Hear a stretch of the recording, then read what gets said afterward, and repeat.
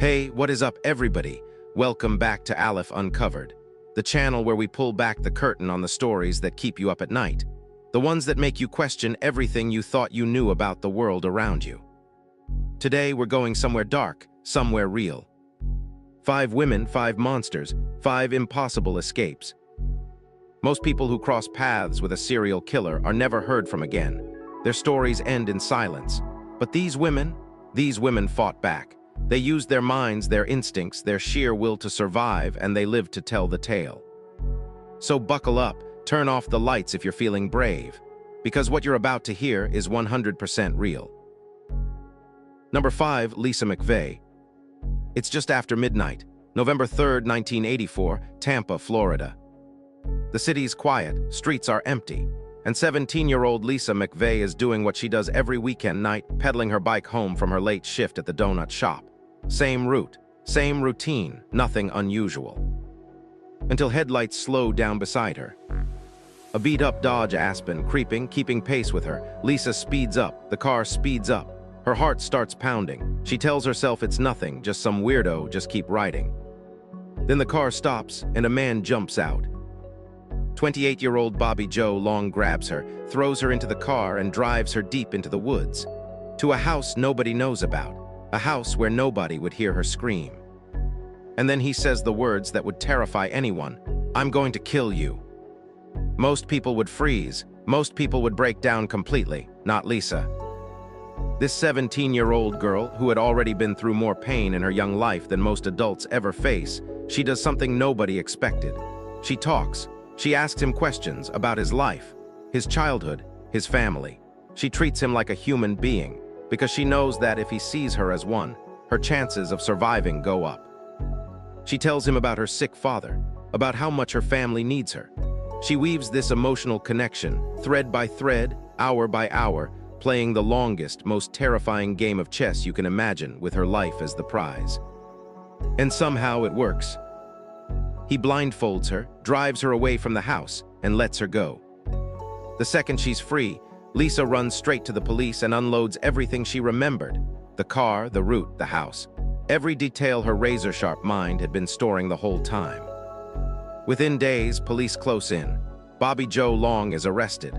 Multiple murders are linked to him, and the monster who thought he'd never get caught, he was executed in 2019. Lisa McVeigh didn't just survive, she ended a killing spree at 17 years old. Number 4, Carrie Swenson. July 1984, Big Sky, Montana. The mountains are beautiful this time of year. Crisp air, deep snow, trails cutting through wilderness that stretches for miles with no one around. For Carrie Swenson, 23 years old and an elite athlete training for the Olympics, this is home territory. She knows these trails, she's safe out here. Or so she thinks. Without warning, 2 armed men emerge from the trees and block her path. Before she can react, bang. A bullet tears into her chest. She collapses into the snow. Still conscious, still breathing, but barely. They drag her to their hidden camp. These aren't ordinary criminals, they're hardcore survivalist types. Off the grid, apocalypse prepper mentality. And their plan for Carrie? They want her to join them, to become part of their world. She's bleeding, freezing, and in agony. But Carrie doesn't panic. She watches. She observes every movement, every pattern, every moment of inattention. She's calculating. And when the window opens, even just a crack, she runs. They shoot again. She goes down, but she gets back up. The injuries she suffered that day ended her Olympic dream forever. But Carrie Swenson walked out of those mountains alive. Her captors were arrested shortly after. The wilderness tried to swallow her whole. It failed. Number 3, Carol DaRanch. November 8th, 1974, Salt Lake City, Utah. Carol DaRanch, 18 years old, is sitting in her car at Fashion Place Mall, completely minding her own business. Normal Friday, normal life. Then a man approaches her window. Clean cut, charming. Flashes what looks like a police badge and tells her there's been a break-in, that someone tried to steal her car and she needs to come with him to file a report.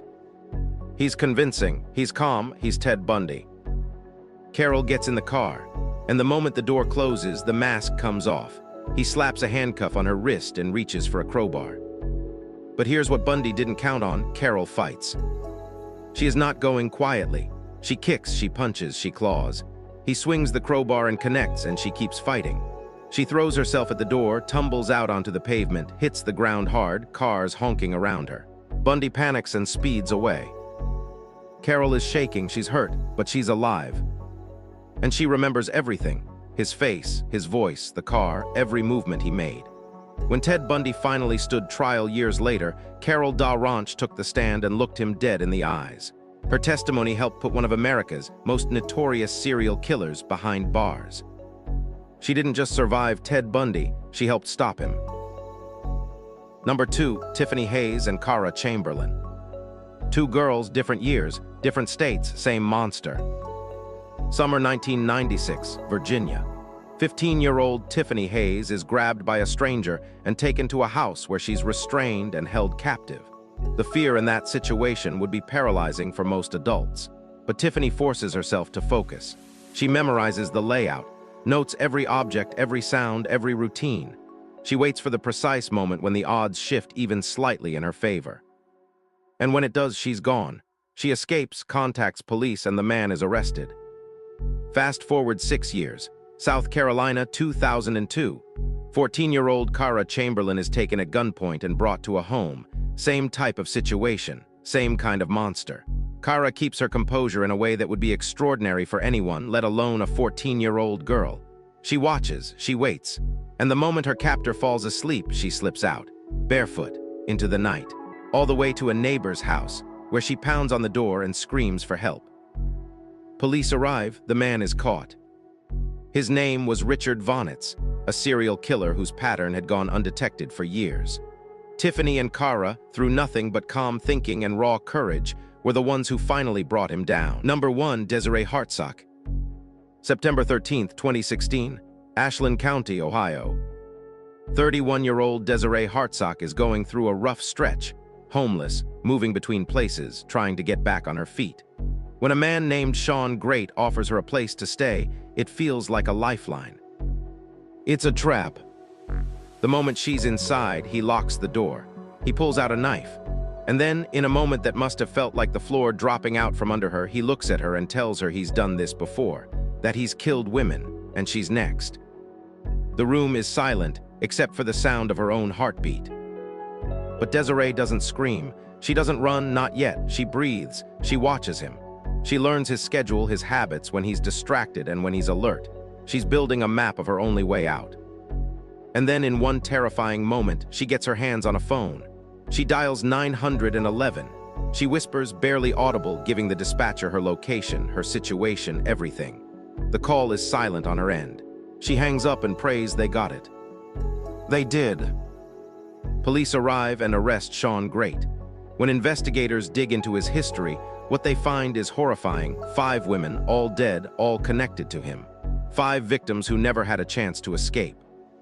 Desiree was the only one who made it out. 5 women, 5 killers. 5 stories that should never have had a happy ending, but did because of something no weapon can match: a calm mind under absolute pressure. These women didn't just get lucky, they thought. They observed, they waited, they connected, and when the moment came, they acted. Brains and bravery beat fear every single time. If these stories hit different for you, drop a comment below. I want to hear which one gave you the most chills. And if you're not subscribed yet, what are you even doing?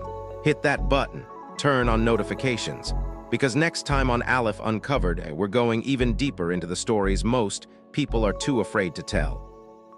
I'll see you in the dark.